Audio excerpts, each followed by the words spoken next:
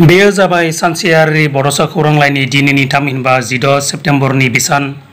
दिनैनि बिसानाव फारियै जालाव बसुमतारीनि सिमां,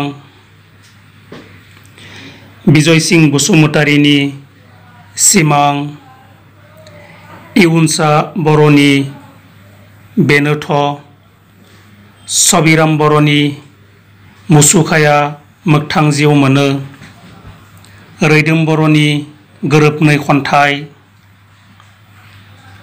रकि नार्जारिनि रजेजों लोगोसे, कलाब खुंगुर बसुमतारीनि नोजोरनि सोरगिदिं,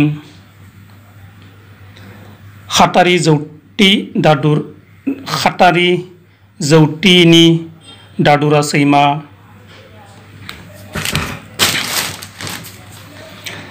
रनदा बसुमतारीनि दिखारनि हांमा, रातुल बर'नि दाजाब दानख', पलक बसुमतारीनि सिन्दुर,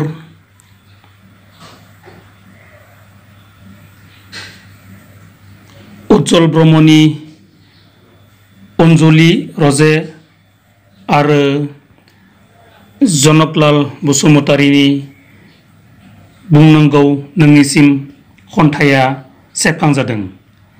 मिजिंथि बायदि सानसेयारि बड'सा खौरांलाइयाव अराय नोंथांनि बेसेन बरा लिरथिखौ दैथायहरबाय थागोन आरो सानसेयारि बड'सा खौरांलाइखौ अराय अनसायलांबाय थागोन। गोजोन्थों।